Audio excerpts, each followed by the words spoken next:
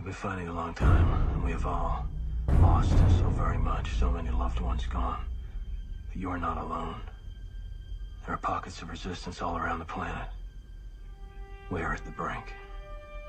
You have no idea how important you are. If you're listening to this, you are the resistance.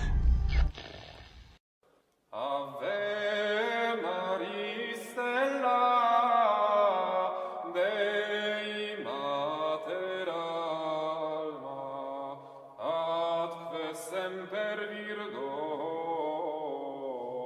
felix te porta. Everybody, it's Steve with Sons Fidelity. I'm coming at you with another episode of How the Faith Came to the United States. This one is on Utah. I'm going to rely heavily on the book Salt of the Earth, The History of the Catholic Church, Utah, 1776 to 2007. The third edition by Bernice Mooney, who I think died about 10 years ago, because I looked up trying to see about just contacting her about this, but she is not able to pull that off, obviously. So Hail Marys for her eternal soul. So we'll get right into it. Chapter 1, Genesis, 1776. The state of Utah is not generally considered significantly Catholic.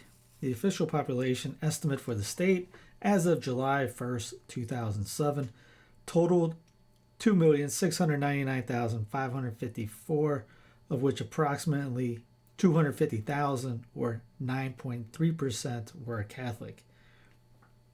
Yet Catholicism is indigenous to Utah. Franciscan missionaries Fra Francesco Dominguez and Fra Francesco Escalante, who we've heard of from before in other states, were among the first non-Native Americans to penetrate the area within Utah's present borders.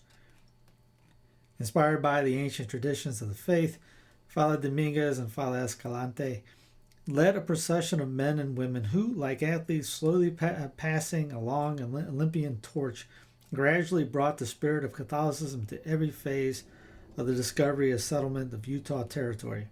The effusion came from the personages of forgotten traders trotting the Spanish Trail and marking their faith on its physical features, Iroquois families, trappers, who matched Christian names to Utah's rivers, valleys, and mountains.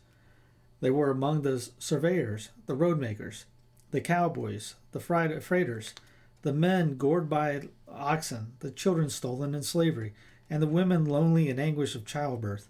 They rode the Pony Express, manned the lowly way station, strung the telephone line, soldiered the trail, prospected, mined, and smelt ore and built the railroad. When Father Universera, head of the California missions, was in Mexico City in 1773, he advised the Viceroy to send out two surveys, one to search for a route from Sonora to Monterrey, and the other to explore the territory and open the trail between Santa Fe and the sea. Included in the lands over which Spain claimed sovereignty were the western slope of the Central Rockies, the canyon country of the upper Colorado River, and the desert lands extending across the Great Basin. In 1776, Spanish authorities sent an exploratory expedition departing from Santa Fe into these lands to search for the route to Monterey, California.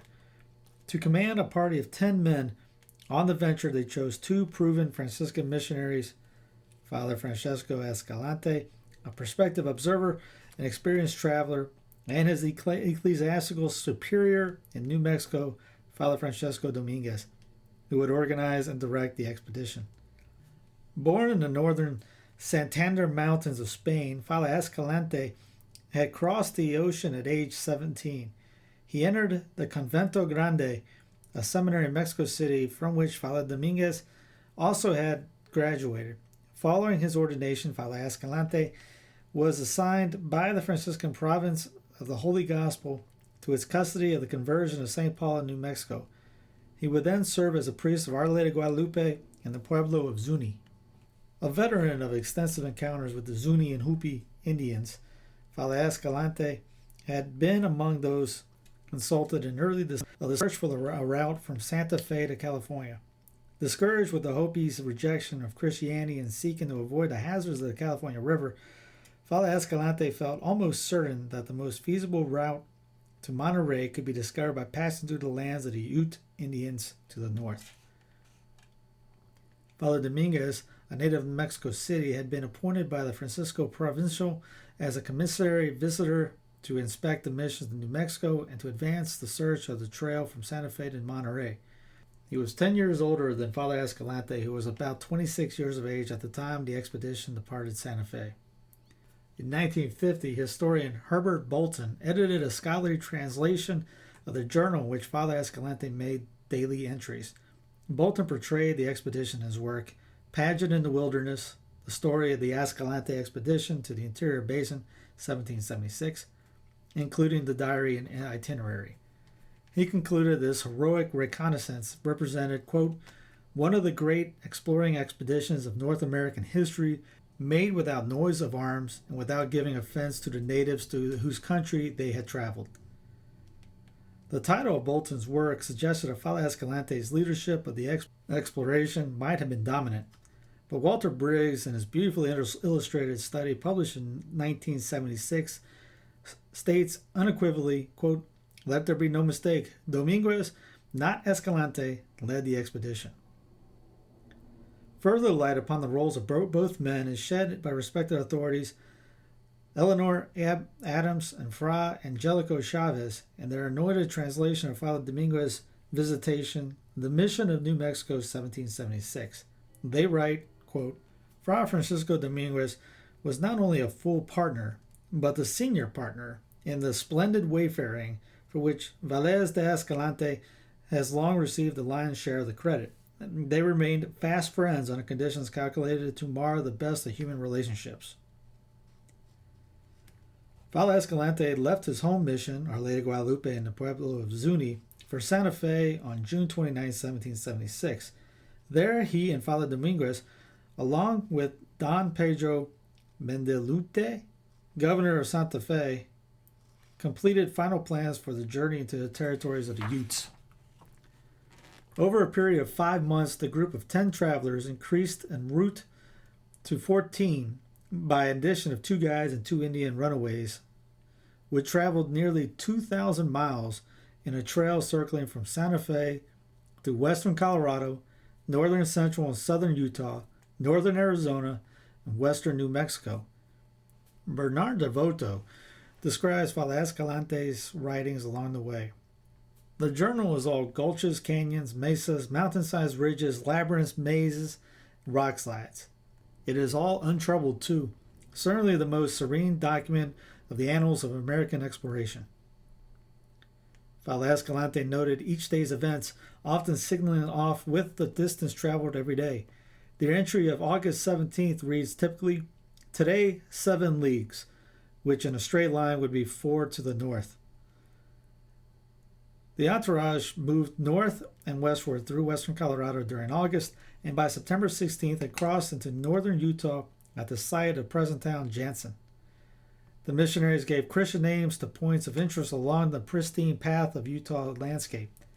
When they descended Spanish Fork Canyon and came upon Utah Valley September 23, they named the area the lake and the valley of Our Lady of Mercy of the Timpanogos people, and their campsite, the Holy Name of Jesus. They visited Laguna Indians for 2 days, then moved on toward Monterey as winter weather approached. The journal entry of the 6th day of October reads, on the 6th, morning came with snow falling, and this went on all day long without ceasing, and for this reason we could not undertake a day's march. Night came, and on seeing that it would not stop, we implored the intercession of our mother and patroness by praying aloud in common the 3 parts of her rosary and by chanting the litany, the one of all saints. And God was pleased that by 9 at night it should cease to snow, hail, and rain.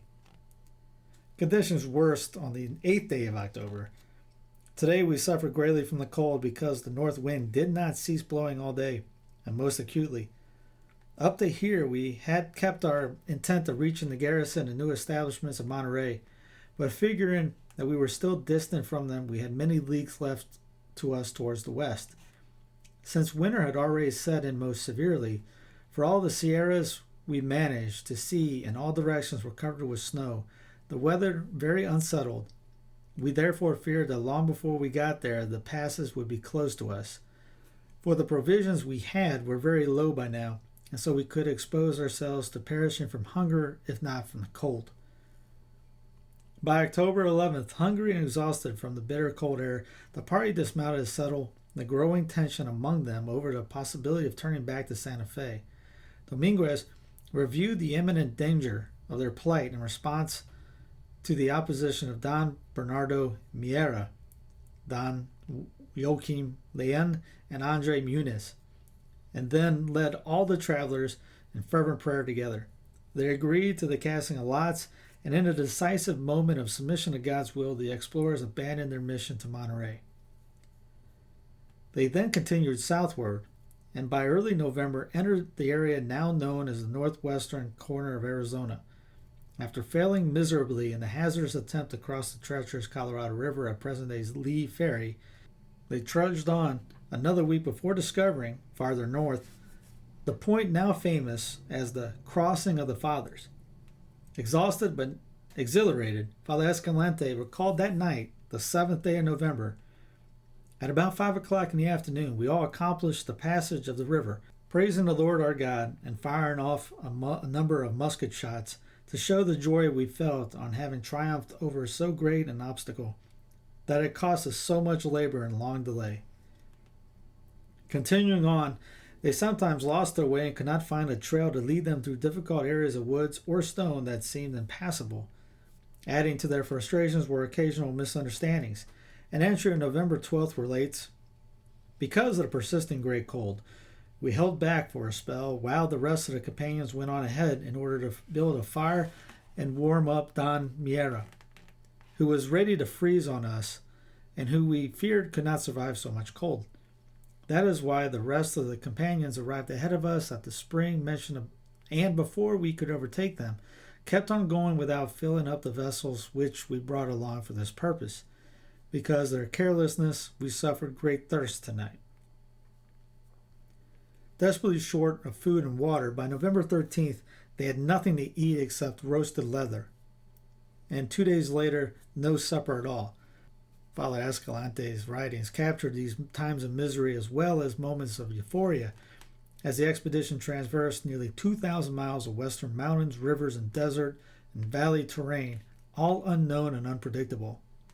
Don Bernardo Miera, then in his mid-50s, an engineer, cartographer, astronomer, sculptor, painter, rancher, armorer, and lately captain of militia and civil magistrate, drew maps of remarkable accuracy, which would be praised as the first ever made of Utah, Colorado, and adjoining areas. Upon the return of the expedition to Santa Fe, Don Bernardo Miera made an eloquent plea for the mission settlements in the San Juan Basin and near the shores of Utah Lake in a letter to the King of Spain. But the tide of history was already turning. The entourage came home to a growing deterioration within the slowly crumbling Spanish Empire. Father Dominguez and Father Escalante inscribed their signatures in their diary as they presented it to Governor Mendinueta on January 3, 1777, one day after they returned to Santa Fe. However, the Spanish authorities considered the expedition a failure. No route was found to Monterey.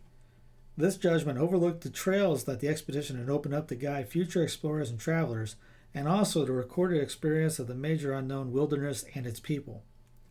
The officials disregarded the remarkable maps Don Bernardo Miera had drawn and regretted that no missions were established among the Indians, even though the Utes welcomed Christianity and pleaded for the return of the missionaries. The heroic courage and perseverance of Father Dominguez was regarded as a superfluity in New Mexico. He was reassigned to various posts in the northern frontiers of Mexico, and he died in 1805 at the age of about 65. Val Escalante lived in New Mexico and worked in several Indian pueblos. Taken sick on a trip to New Mexico, he died in April 1780 at about 30 years of age in the town of Parral. Gradually, the passage of time confirmed the epic journey as a major contribution to the exploration of the American Southwest. Through the years, their major role in the early history of Utah has been recognized and respected. Adventurous trappers and traders entered the tribal domain of the Ute Indian Nation, the territory that now includes the present state of Utah, from the Santa Fe Trail, first opened by Captain William Becknell on September 1st, 1821. Others came from St. Louis, the Great Lakes, and Canada. Those from the eastern United States took the first covered wagons to the Rockies in 1830. These rugged individualists traded their pelts at the outpost of the American, Rocky Mountain, Hudson's Bay, and Northwest Fur Companies for coins or supplies. Flintlock rifles, skinning knives, and tomahawks were tools of the mountain men, and the tanned hides of its prey were the source of his wardrobe. A Catholic presence appeared in Utah's trailblazers, named landmarks, and trading posts. The San Juan River in southeast Utah was named in honor of St. John the Apostle, and the river gives its name to the country. Midway up the eastern side of the state is the San Rafael country, the San Rafael Swell and River being named for the Archangel Raphael. High in the mountains east of Ogden is Monte Cristo, the Mountain of Christ. French trappers named Cache Valley, Ogden's Fort, and Provost Trading Post. Western Utah has its San Francisco Mountains, where the town of Frisco was once a booming mining camp, and the southwest corner is proud of its Santa Clara River and town, named in honor of St. Clara, the founder of the 13th century of the First Franciscan Sisters. The Rio Virgin, which flows through Zion Park and irrigates all of the southwest corner, was named in honor of the Blessed Virgin Mary. The Laguna Indians on Lake Timpanogos had welcomed the Dominguez Escalante expedition in 1776 and were receptive to Christian traders. They were friendly with Iroquois trappers who worked for the Northwest Fur and Hudson's Bay Company and had become unlikely missionaries in the Pacific Northwest. Peter Ogden wrote in the journal of his expedition to Utah in 1825, quote, "It appears we are now on the Utes' land." His right-hand man, William Kitson, added, "These Indians had accepted Christianity as evidenced by the silver and brass crosses worn about their necks." Ogden, a Canadian fur trapper and chief trader of the Hudson's Bay Fur Company, explored the Great Salt Lake and led expeditions into the Snake River country between 1824 and 1830. The Ogden Valley, as well as a town founded in 1850 within the valley, were both named for him and continue to bear his name today. The Trailblazers were primarily of Spanish, English, and Irish ethnic origin and had brought their ancestral religious heritage to the mountains with them. Jedediah Strong Smith, 1799-1831, the outstanding member of William Henry Ashley's Rocky Mountain Fur Company, and America's prime explorer after Lewis and Clark, was a Methodist who read his Bible often and regularly knelt in prayer. A Trappist associated with Smith was Robert Campbell, 1804-1879, a Presbyterian who took his Bible reading seriously, as we learn from his journal. In the Spanish Catholic tradition, Manuel Mestas linked the Dominguez Escalante expedition with the age of mountain men. By 1805, he had been a Ute interpreter for 50 years and a peacemaker among the Utah and Comanche tribes. Mestas' friendship with the Utes at Lake Timpanogos suggests a close connection between the Spaniards and Utahs. In the person of the mountain man Thomas Fitzpatrick, 1799-1854, born and educated in County Cavan, Ireland, came the first of a series of Irish influences upon early Utah Catholicism. He passed through the land of the Utes often during his extensive travels.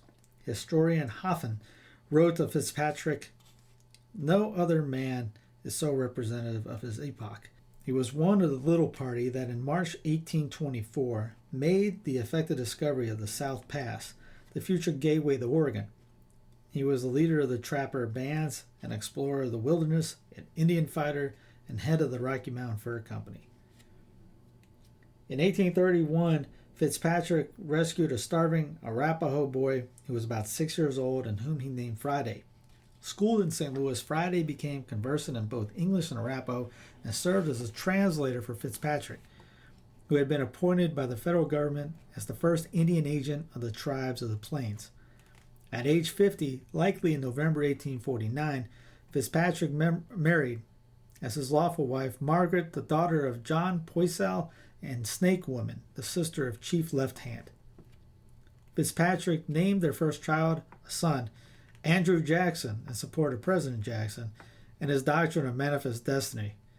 Father Pierre de Schmidt, the missionary explorer with whom Fitzpatrick had formed a warm friendship, baptized the child on September 12, 1851, and later in the day also baptized 8 half-breed children and 5 adults. During the Great Indian Council of 1851, Fitzpatrick and his Indian delegates were honored in St. Louis and in Washington. Fitzpatrick met with President Millard Fillmore. Fitzpatrick died of pneumonia in a Washington hotel on February 7, 1854, and was buried in the Congressional Cemetery. He had placed Robert Campbell in charge of his estate. Christopher Kit Carson, in his memoirs dated 1809-1856, told of being in Utah country to trade furs in the spring of 1840 and to explore the Great Salt Lake with the John C. Fremont expedition. He described an excursion from which Fremont called Disappointed Island, Fremont Island, on the Great Salt Lake, September 9, 1843. We remained on the island part of one day and night. We brought with us fresh water for cooking purposes, found nothing of any great importance. There was no springs and was perfectly barren. We ascended the mountain and, under shelving rock, cut a large cross, which is there to this day. Kit Carson was baptized by Padre Antonio Jose Martinez, January 28, 1842, and married Josefa in Taos, New Mexico, on February 6, 1843, in the presence of 2 canonical witnesses, George Bent and Maria de la Cruz Padilla. The land that would become the state of Utah was wrestled from Mexico by the United States in a war in 1848. This land, once primarily a domain of the Ute Indian Nation, was then thrown open to an influx of immigrants working their way to the western frontier. Catholics were well represented in the accumulating force of pioneer settlement. As part of his effort to assume ecclesiastical governance, the Roman Pontiff Pope Pius IX cut away the territory of California from the jurisdiction of the Bishop of Durango in Old Mexico, and in 1850 erected Diocese of Monterey in California. Utah west of the Colorado River appeared to be included in this new diocese. Within 3 years, however, the Diocese of Monterey was divided and split by an east-west line approximately at the 37th parallel drawn to the Colorado River. South of the line was the new Diocese of Monterey, extending south to the Mexican border. North of the line, the Pope created the Archdiocese of San Francisco, reaching north to Oregon Territory at the 42nd parallel and east to the Colorado River. Thus, Utah Territory, with official boundaries set up by the U.S. Congress in 1850, fell under the ecclesiastical jurisdiction of Archbishop Joseph Sadoc Alame, Dominican, first Archbishop of San Francisco, who would serve from 1853 to 1884. Occasionally, among the immigrants moving westward and eventually into Utah, there traveled, perhaps on muleback or in a bucking stagecoach, a Catholic priest. He was a special breed of man, doggedly integrating a pioneer spirit with the strength of his faith. In Nevada, he was Father Patrick Manogue of Virginia City, and in Carson City, Father Thomas Grace, both great missionary bishops. In Idaho, he was Father Toussaint Mesple, missionary to the Indians, Army chaplain and strong supporter of Bishop Louis Aloysius Lutens of the Idaho Vicariate. He was the Jesuit missionary, Father de Schmidt, from St. Louis, bringing the cross of Christ to the Plains and Mountain Indians, and in 1841 almost, but not quite, penetrating Utah. In May 1858, Father de Schmidt had been commissioned a chaplain under General W.S. Harney, who was marching troops westward from Fort Leavenworth to reinforce the federal government's Utah Expeditionary Force. Now it seemed he would enter Utah. However, orders were changed and the troops were diverted to Oregon territory because of the rise in revolts among the Indians there. In September, General Harney left from New York to make the trip to the Northwest. Father de Schmidt was ordered to accompany him and did so, thus bypassing Utah territory. Not many more than a dozen priests found their way into Utah during the days of its uncertain Catholic mornings. Among these was Father Bonaventure Keller, 1822-1877. He is believed to be the first non-Mormon minister of religion to visit Utah. It was the Utah War, 1857-1859, that brought him. The Church of Jesus Christ of Latter-day Saints, known as the Mormons, had come to Utah in 1847 and by right of prescription assumed ownership of its fertile valleys and mountain slopes. Until 1857, except for federal government officials, Utah remained almost wholly Mormon.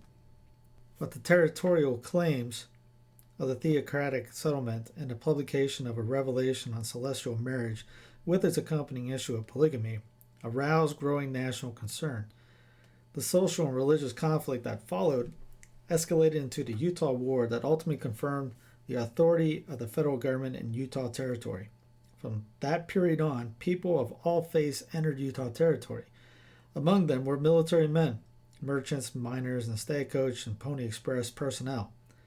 Prior to their coming, no identifiable Catholic community had existed in Salt Lake City. Father Bonaventure Keller was welcomed in April 1859 by federal troops garrisoned at Camp Floyd, located south of Salt Lake City near present town Lehi in Utah County. The troops numbered approximately 3,000, with a contingent almost as large as civilians in official and unofficial capacities. Many of the enlisted men were Irish or German immigrants. In a letter dated January 25, 1859, the Post Council petitioned the War Department for a Catholic chaplain to be named by Archbishop Fitzpatrick Kenrick of Baltimore, who held the office of papal delegate at that time. The Post Council required only that the chaplain be native-born American. However, Father Keller arrived at Camp Floyd before a response to the letter had been received and before a priest had been assigned as chaplain. He had been en route to Philadelphia from California, but upon arriving at Salt Lake City, he was taken sick and unable to continue his journey eastward. Remaining to recuperate but exhausted of funds, he visited Camp Floyd, where Catholics among the troops urged him to stay. With the authorization of Archbishop Alamy and permission of the commanding general of the Utah forces, Albert Sidney Johnston, who had established Camp Floyd, Father Keller remained until October 1859, offering Sunday masses in the Post Theater and baptizing, marrying, and burying the dead. According to the minister provincial of his religious order, he is believed to have kept a record no longer extant of 26 baptisms and 3 marriages performed at Camp Floyd during this period. He was never commissioned a chaplain for the camp, possibly because he was not a native-born American, as specified in conditions originally imposed by the Post Council. Likely, too, he was subject to the nativist hostility prevalent in America at this time. John Wolcott Phelps, an officer stationed at Camp Floyd, expressed disgust in his diary at the desire for a Catholic priest as camp chaplain. Yet Catholic Utah history is indebted to Phelps for his entry of Friday, June 10, 1859, when he noted the presence of a Catholic in camp, quote, "the first clergyman of any denomination, I believe, who has arrived in this valley." In a later entry, he noted the participation of a Catholic priest in his robes at a funeral. Camp records of July 18, 1859 confirm the burial of Private John McKay. This interment represents the first recorded Catholic funeral in Utah. Like Dominguez and Escalante, Father Keller was a Franciscan, but of a different branch known at the time as the Order of Minors Conventual and more familiar as the Black Franciscans, a reference to the black rather than brown clerical habit. He remains the first known priest to offer Mass and assemble a congregation in Utah territory. Born November 2, 1822, in Upper Bavaria, Father Bonaventure Keller was ordained a priest in Bavaria, August 7th, 1845, in response to a plea by Bishop John Mary Odin of Galveston for priests to serve German immigrants within his diocese. Father Keller was named superior of the newly established American mission in Texas in 1852. Poor health forced his departure from Texas in 1854. Father Keller later served in the Diocese of Cincinnati, then in Brooklyn and in Philadelphia before setting out for California to establish a monastery there among German immigrants. It was upon his return to Philadelphia by overland route that Father Keller entered into Salt Lake City in April 1859 and undertook his duties at Camp Floyd. In an apparent confusion of authority after he left Salt Lake City in October 1859, Father Keller's superior recalled him to Philadelphia over the protest of Archbishop Alame. Father Keller later served in Utica, New York, and Louisville, Kentucky. Elected to the office of Provincial of his religious order by the First Provincial Chapter in 1872, he guided the destinies of the province until his death in April 5, 1877. It was 5 years after Father Keller's departure from Salt Lake City that another Catholic priest was known to have come to Utah. In the interim, with civil war spreading across the land, a new ecclesiastical jurisdiction that was created in 1861 to meet the needs of Northern California, the gold-filled towns of the Sierras and the new camps of the eastern slopes of Nevada, Bishop Eugene O'Connell, of the new vicariate of Marysville, assumed responsibility for all the territory north of the 39th parallel, east of the eastern boundary of Nevada, a boundary twice changed in succeeding years. Not clear under the turmoil of Lincoln's War was the responsibility for Utah. Reflecting this confusion, the Venerable Vicar Apostolic John B. Mage, S.J., of the once vast and nebulous Vicariate of Indian Territory, the Vicariate established in Kansas in 1850, that would become the Diocese of Leavenworth in 1877, deemed Utah somehow under his jurisdiction until the situation was clarified.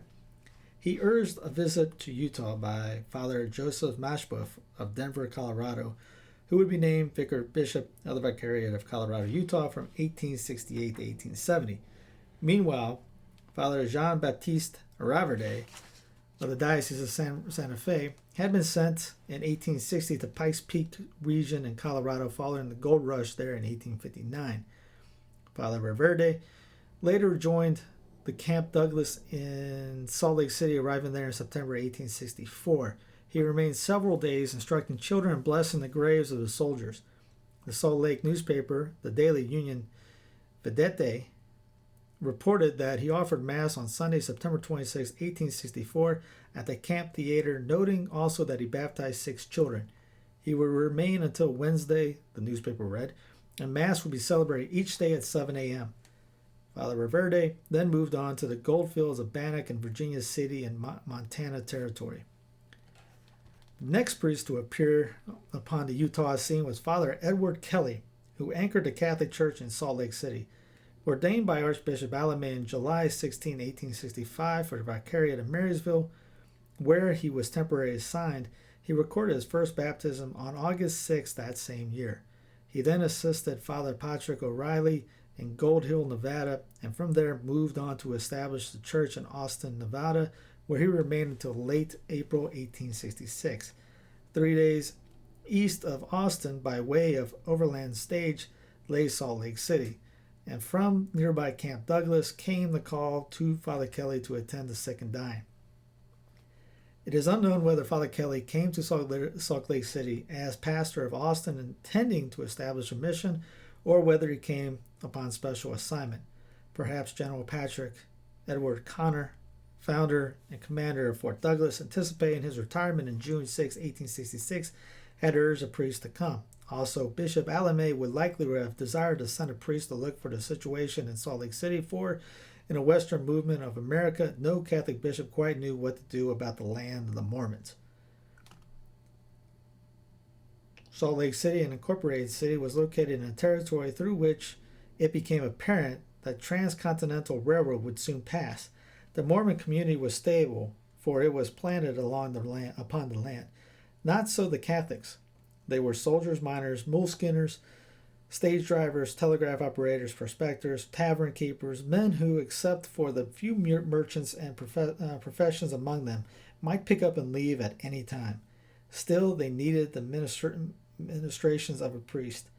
And with Father Kelly's arrival in Salt Lake City, the Catholic Church committed itself to the people of Utah. The Union Vedete in May 21st, 1866, noted the presence of Father Kelly in the city. He took rooms that served as his quasi-rectory in a residence of Immigration Street 300 South. He obtained the use of Independence Hall nearby and lectured Friday night, May 25th, 1866, on the perpetuity of classic literature. The subject surely alleviated any fears that he might harangue against the alleged tyrannies of Brigham Young, as Congressionalist Norman McLeod had done in the hall the year before. The following Sunday, Father Kelly offered Mass at 11 a.m. and baptized 2 children, Edward Ryan and Irvin Wordman.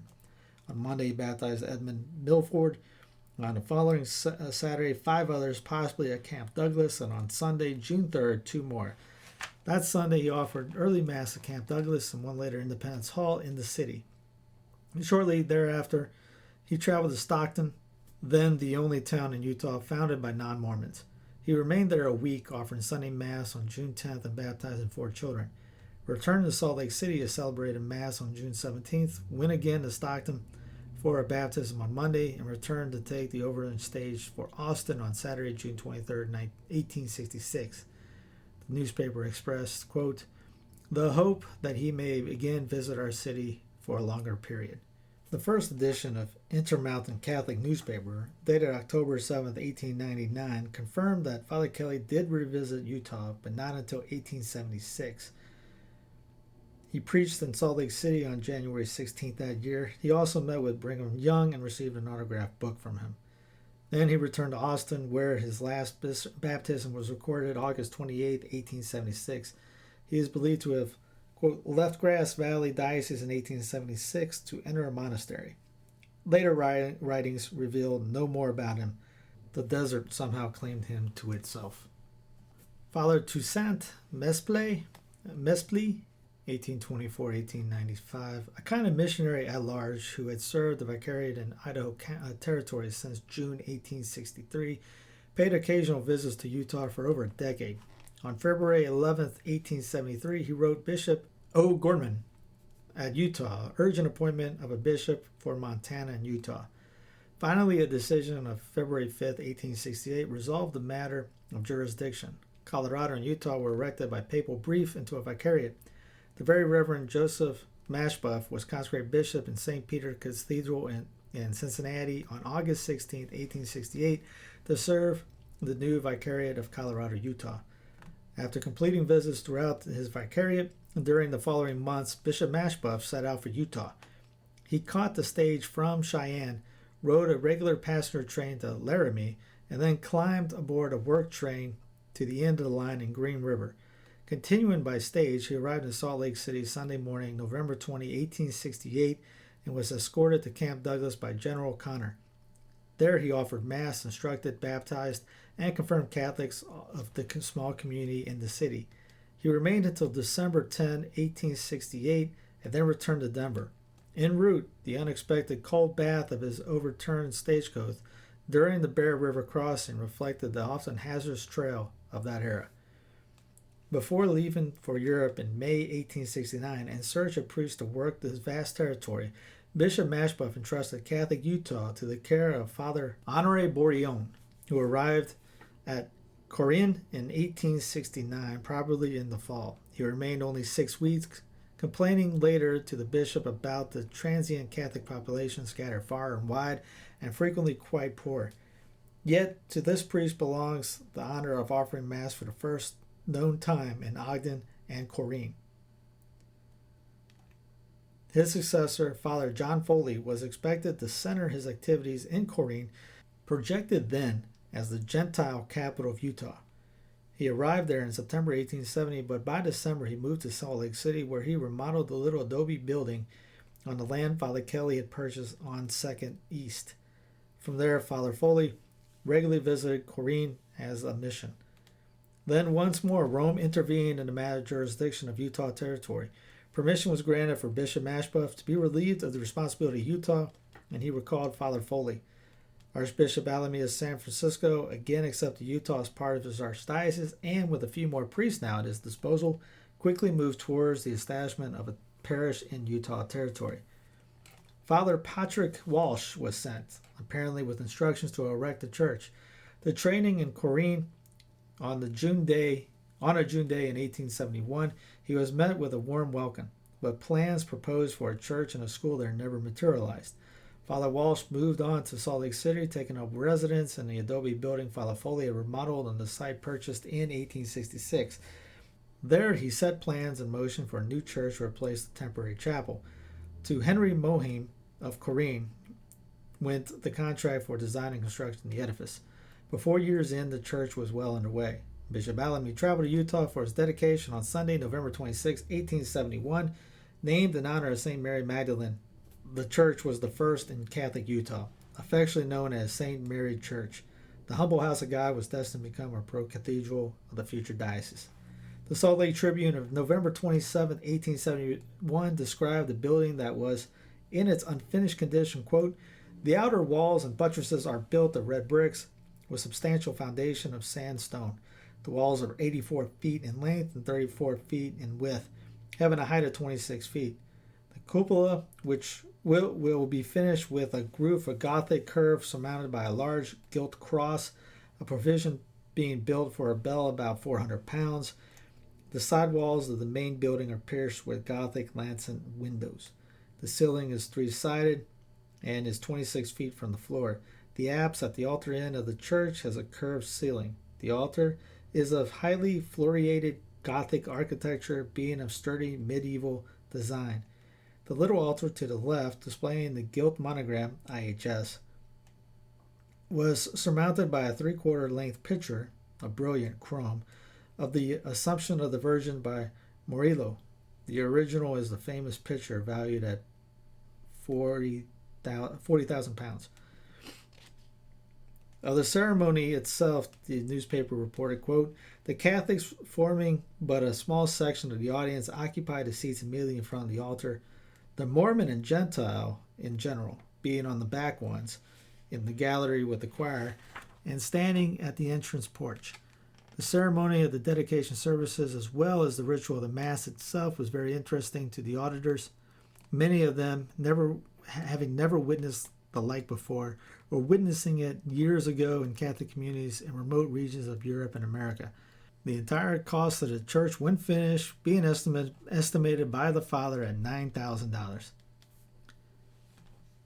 Perhaps at the suggestion of Father Walsh, Archbishop Alamy paused in Corrine on Wednesday morning, November 29, 1871, offered Mass in the Opera House, and met with his congregation. Apparently impressed, he returned to San Francisco and shortly thereafter appointed Father Patrick Downing's first pastor. It was not clear yet what the extent of his parish was, but seemingly Father Downing was responsible for the little communities lying along the railroad, principally Ogden and Kelton. Newspaper accounts speak of the Catholic Church in Corrine, but no site or building can be so identified, and it is surmised that it might have been a little building acquired by Ed Conway behind the Central Hotel and known as Fitch's Schoolhouse. Evidence indicates that Father Downing arrived in Corrine the first week of January 1872. He offered what is most likely the first high Mass to be sung in Corrine on the following Palm Sunday, March 24th, 1872. But the development of Corrine did not expand as anticipated. At this time, the population of Corrine was approximately 1,000, while Salt Lake City numbered 19,000. Father Downing was reassigned in June 1872 to assist Father Walsh in caring for the needs of Catholics in the mining and smeltering communities throughout the Salt Lake area. However, Archbishop Alamy summoned Father Downing back to California in August 1872, and Father Walsh soon followed in June 1873. Later that year, the spirit inspired by Dominguez and Escalante 100 years earlier stirred anew in a young priest who volunteered to come to Utah as a replacement for Father Walsh. His name was Father Lawrence Scallon. Archbishop Alamy was surprised and delighted when Father Scallon, 1843-1915, came forth in 1873 to volunteer to go to Utah. He had been ordained only 5 years, but Father knew what he was getting into. During the several years he served as a Nevada mining camp of Pioche, He had learned something of the loneliness of the wilderness and the ministry of men in the mines. Such experience and perhaps his entire life had prepared the young Irishman for this moment. In 1873, the Mormon theocracy dominated Utah. Only about 800 Catholics lived among the 87,000 pioneer settlers within the territory. Here, Father sensed an unprecedented responsibility. While respecting conscientious diversity, he set out to maneuver a permanent Catholic presence. Father came from County Tipperary, born there in 1843. He attended Mr. Delahunt's private school in Cashel, studied pre-theology at St. Patrick's College, and then entered All Hallows College. He was a thoroughly classical scholar, speaking French, German, and Italian fluently. Ordained in 1862 for the Archdiocese of San Francisco, he served briefly at St. Mary's Cathedral of San Francisco and in Northern California missions. He was then assigned to Pioche and upon returning from there was given the California parish in Petaluma. Among his parishioners there was the paternal grandfather, Most Reverend William Wagond, who would succeed the young priest as 7th bishop of the Diocese of Salt Lake City a century later. An energetic urgency categorized Father Escalante's early years in Utah. Unlike his fellow laborers in the vineyard of the American West, he seldom took the time to leave his territory, and then only if necessary. Archbishop Alamy, for example, returned several times to his native Spain. Archbishop John Lemme of Santa Fe and Bishop Matchbuff of Denver both revisited their origins in France. But Father Scanlon, only having departed Ireland, never again set foot upon the soil of his homeland. However, his travels around Utah are legendary. Father Dennis Keeley, 1848-1820, a fellow Irishman, arrived in Utah in 1874 and loyally labored side by side with Father Scanlon for over 40 years. From 1874 to 1819, he was vice rector and in later years rector of St. Mary Magdalene Church, built in downtown Salt Lake City in 1871. He also became vicar general and the first editor of the Intermountain Catholic, the diocesan newspaper founded in 1899. Father Keeley directed church affairs when Father Scanlon was traveling throughout the territory.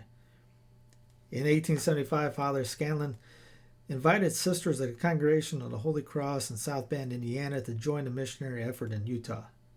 Sisters Augusta Anderson and Raymond Sullivan, the first two of over 60 sisters to labor in Utah territory, traveled by railroad and stagecoach to Salt Lake City in June 1875. The sisters immediately undertook their heroic and enduring dedication of the Catholic Church in Utah. Within the year of their arrival, they built St. Mary Academy for elementary, secondary, and college education for girls and opened Holy Cross Hospital, both in Salt Lake City. The following year, they opened St. Joseph's School for boys on the grounds of the academy. In his letters, Father Scanlon tried to make the propagation realize that the geographical territory under his jurisdiction was huge. It covered 157,567 square miles, embracing 84,900 in Utah and an additional 72,667 square miles in 7 counties of eastern Nevada. The handwritten reports Bishop Alamy forwarded to the propagation provide insight into the dedication and persuasiveness of Father Scanlon. They remain among the few writings that have survived him, describing sick calls flashed over the wires to him from perhaps as far away as 200 miles. Father Scanlon wrote Archbishop Alamy, "We have to travel day and night in cold and comfortless stages over roads rough and sometimes almost impassable through snow."